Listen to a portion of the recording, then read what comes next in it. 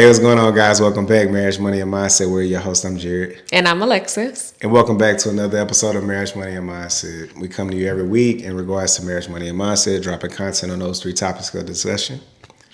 If this information is useful to you, if it's helpful to you in any way, please be sure to like this video, share this video, and hit that notification bell so you can know whenever we drop more content. Yeah, exactly. Hey, we appreciate the new subscribers out there too, guys. We got a few new subscribers. We appreciate y'all. If you haven't subscribed, please consider subscribing to the YouTube channel. So the last episode we did, guys, real quick before we dive into today's episode, was episode 55 on separate or joint bank accounts in a marriage. Yeah, that was fun. Yeah, we man. got a little feedback on that episode. We basically shared what our method is in our marriage. And then we had some people in the comments that were sharing their how they operate in their marriage. So we love it. And there's no right or wrong way, guys. At the end of the day, it's what works for you and your spouse, right? Right. So, yeah, like Hershey said, we just express what we do. And, of course, we even express that, hey, there's, we're not telling you what to do. But, just, that's the whole point of this channel, by the way. We're just trying to help people, because that's what this channel is all about, iron sharpening iron, right? Mm-hmm. All right. So we did just have a new elect president, right? So Donald Trump, he just won for the next 4 years. We did just have that happen this past Tuesday. Today, and even leading up to the election, guys, we had conversations with family, friends, things of that nature. Amongst ourselves, right? Yeah. And we discovered, throughout this entire, election process, how the relationship, the division can be, what I'm saying, amongst family and friends, right? So the idea, of course, we titled this particular episode, Love and Politics, How Relationships Thrive Amid Differences, right? Yeah. So obviously what we want to do is, give you some unity. Exactly. Even in this topic. Yeah. So even whenever it comes to politics, right, or really anything, it needs to still be respectful and united. And we're going to talk some more about that in this episode. Exactly, guys. So the idea is to overcome the division, right? That's what we want to do. Yeah. Overcoming division, preferably in politics with family and friends, it requires empathy, open-mindedness, and effective communication, right? Right. And so what we have for y'all today is going to be 9 ways to navigate these challenging conversations and foster unity, right? Because that's the idea. We want our family and our friendships with our friends should matter more than who won, what to expect out of, whoever won, their policies that they're proposing, things of that nature. Or your family and your friends should be more priority over that, right? Yeah. So we're gonna touch on 9 ways how you can navigate these challenging conversations, guys. So let's talk about the first one being prioritize relationships over winning, right? Mm-hmm. So remember that your relationships are more valuable than winning arguments, right? Yes. Focus on preserving the connection even if you disagree politically. Reinforce shared values such as love, care, and respect, right? Mm-hmm. Okay, so like I just mentioned before we kicked it off. So you want to prioritize your relationships, guys. That's what your day ones, that's who's been with you up until this point in your life. It's hard to find good friendships in general already.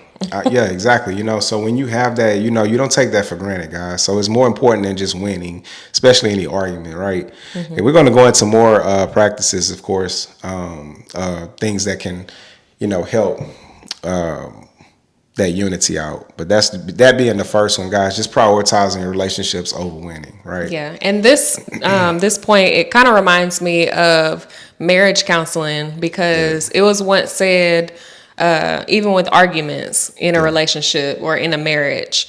So, of course, being married, you're going to bump heads, you're going to fight, bicker, argue, but it's always important to see the bigger picture. Like I'm fighting with you, not against you.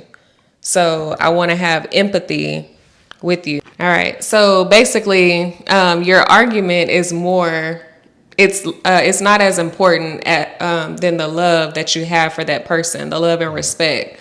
So I love you and I respect you enough. Same thing with all of your friendships and your family relationships. You love and respect those people enough to see their view and still love them through it. There you go. So that's number one, guys. Okay. So let's keep it moving. Number two, practice active listening, right? So listen to understand, not to respond, right? Let others fully express their thoughts before reacting. Ask questions to clarify and show genuine curiosity about their perspective. This can diffuse tension and open doors to mutual understanding. So, going into a discussion, more so like a debate, let them talk, listen to them, take mental notes or physical notes, however, whatever you prefer. And the idea is to not be just like, I'm already have my response ready to go. Basically what they're saying is going in one ear and out the other. No, listen to really try to understand, right? That's what I take from that, and be genuine about, listening. But it has to be reciprocated as well. Right. Yeah. Speaking of ears, how many ears do we have? We have 2 ears and we have 1 mouth, and that's for a reason. So it's more important to listen than it is to talk. So whenever you're having discussions with other people, we're talking about politics in this episode. So whenever you're talking politics or any other topic with someone else, you want to make sure that you're listening to that person more than you're speaking. There you go. You might learn something. Right. All right, let's keep it rolling. Talk about number 3, Bill. Okay, so number 3 is agree to disagree respectfully. Yeah. So accept that political differences are natural and you don't need to agree on everything to maintain a healthy relationship. Setting boundaries about how and when to discuss politics may be necessary. So that's pretty important. You don't want to force your opinions on anybody. So come up with something that both of you guys agree on of when to talk about politics. Do we want to talk about it during the political race? Do we want to not talk about it at all, only on Sundays? Like whatever that is for you, whatever that looks like for you. Yeah, exactly. And back to what we mentioned earlier, you're not going to always agree on everything. So it's okay to have, just agree to disagree, just be respectful about it. And remember what's priority, your friendship, your relationship. Your relationship. You know what I'm saying? So, yeah. All right, let's keep it rolling. Number 4, you want to focus on common ground, right? So identify areas of agreement, whether it's shared values, concerns, or goals. This can make political decisions feel more collaborative rather than confrontational. So we actually saw something on YouTube channel, I forget the name of it, but it has a bunch of different episodes where it's debate topics, and they usually try to find common ground between whatever, if it's political parties, whatever, they try to at least try to find some kind of common ground. And that's how it should be in real life with your family and friends, if you can, find ways, things y'all cannot agree on, if possible, right. You know what I'm saying? And again, let's be collaborative rather than being confrontational. And what's that word that you told me earlier? Bipartisan? Yeah, bipartisan. Yeah. Look at it from that perspective. Yeah, meaning that both of you guys agree. So you may not agree on everything, but it is important to compromise. So what can you see their viewpoints on, if anything? Right. Exactly. All right. So that 5th one is avoiding personal attacks. All right. So separate the person from their political views. Avoid name calling, labeling, or condescending remarks. Yeah. Address ideas and behaviors rather than attacking the person directly. So if they have a different viewpoint than you, you're not trying to belittle them. You don't want to tear them down. You still want to, like we said earlier, love and respect that person. So you're not going for the jugular, like they say. Well, another thing I wanted to mention also, like if you go back and remember most of these political ads that were on television, social media, man, a lot of times they did that, and I feel like they contributed to what we're telling you to be cautious of doing, right? Avoid the name calling, the labeling, the condescending remarks, right? Personal attacks, man, that's getting out of, touch with what it is you're even trying to debate. You know what I'm saying? Contributing to that doesn't help.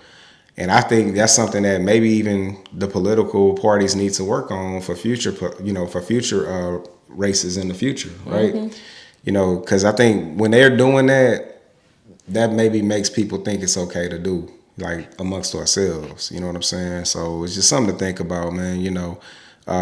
We don't want to do that in general, man. You want to be respectful to people. You know what I'm saying? At least that's what you should strive for. You know what I mean? So yeah, let's just avoid all that in general. Yeah. You know what I'm saying? Not necessarily just with politics, but in general. So number 6, you like that? Yeah, I do. Yeah, I like yeah. number Go 6. ahead. It's sharing personal experiences. So this goes back to earlier we said the word empathy. Yeah. So I really like that word. It basically means to put yourself in the other party's shoes. So rather than quoting political rhetoric, sharing personal experiences that shapes your beliefs is more helpful to get somebody else to see your perspective.